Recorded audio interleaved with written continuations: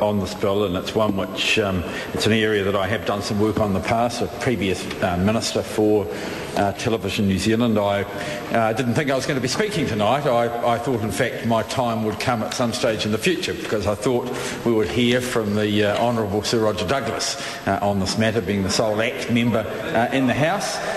Someone who's had a lot of interest in Television New Zealand in the past, and I would have thought that he wanted to discuss why he is so keen on voting for a bill to keep Television New Zealand in state control, because generally he takes quite the opposite approach to Television New Zealand.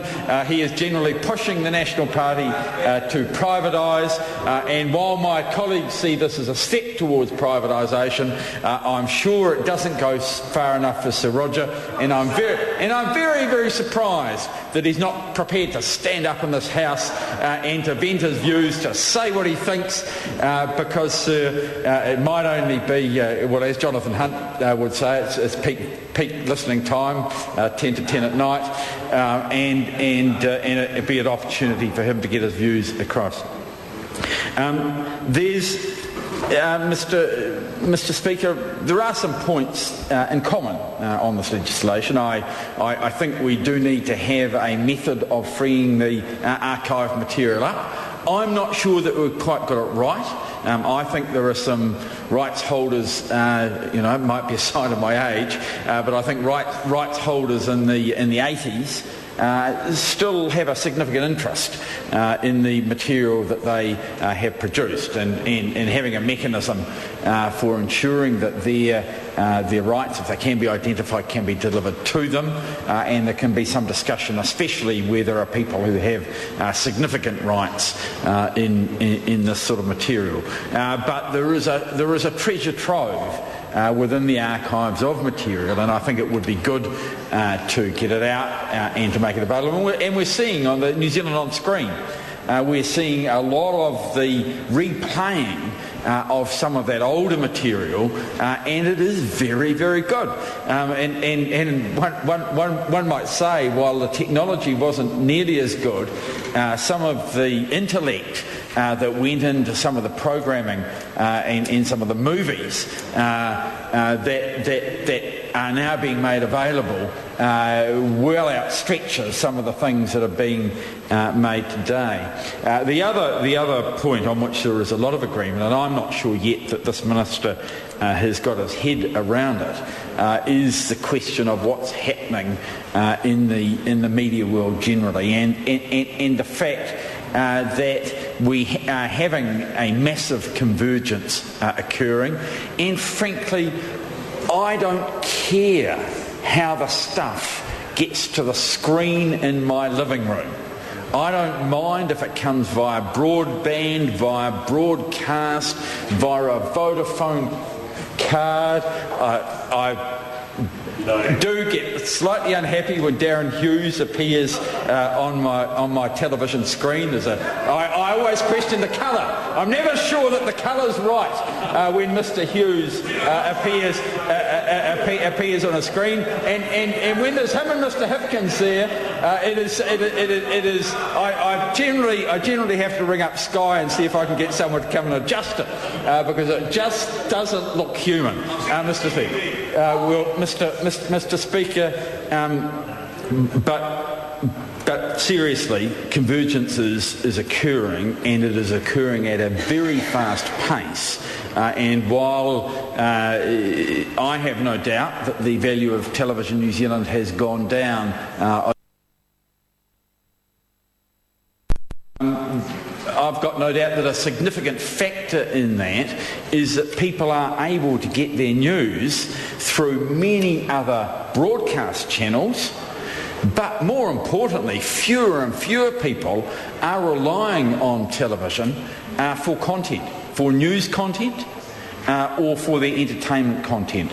Many people now are using systems other than broadcast television. Many of us get much of our news and our entertainment by way of our computers, and that is the way of the future. And I think it's fair to say, and I say, I was the minister for a year, I don't think Television New Zealand has done a good job over the last 15 years of staying ahead of that sort of trend. I think that they are an organisation which might be said to be at the higher cost end of the production. They pay very little when they're buying material, but if you look at the size of the organisation compared to similar organisations, it is very big. And that is something that is going to cause them some problems, I am sure, going forward. This bill, I think, doesn't really address any of that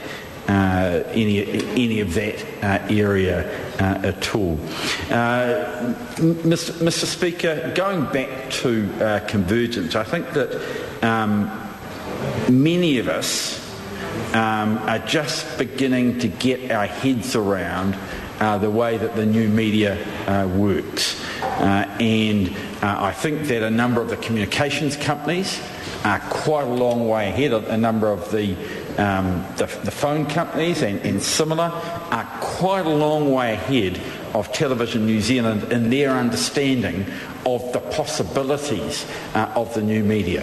I mean, even in this House, I think it's fair to say that we have, without going too deeply into Melissa Lee and her personal interests, we have someone here who has shown that you can set up a television company with not a lot and produce material which is competitive in particular niche markets.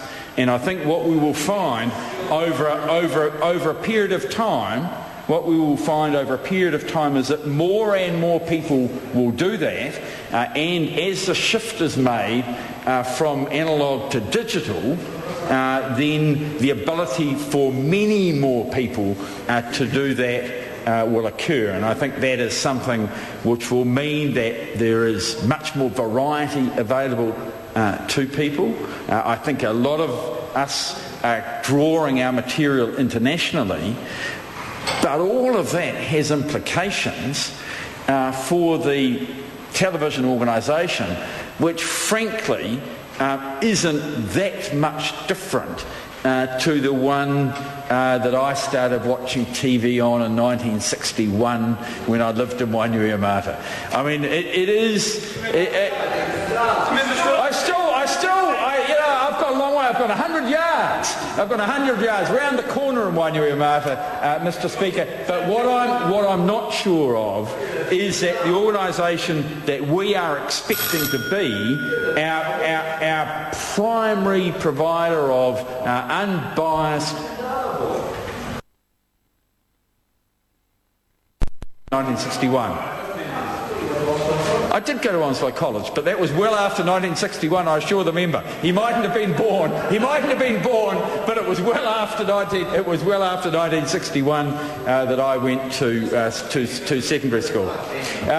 Mr. Speaker, the point that I was trying to make is that Television New Zealand is going to have to be a nimble organisation, and I am not sure that anything in this legislation helps us do that.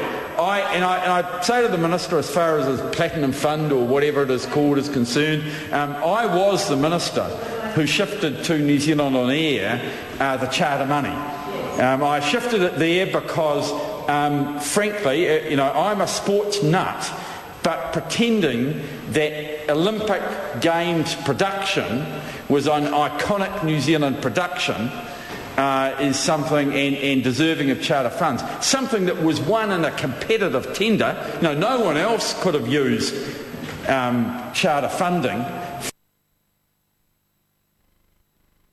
out of Beijing.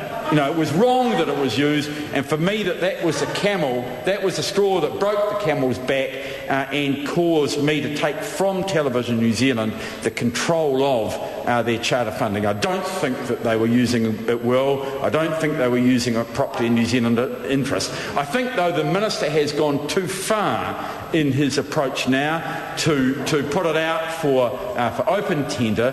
It's my opinion, Mr. Speaker, that such an approach, point of order, Mr. Speaker. Point of order. Point of order. had about another 40 seconds. Is that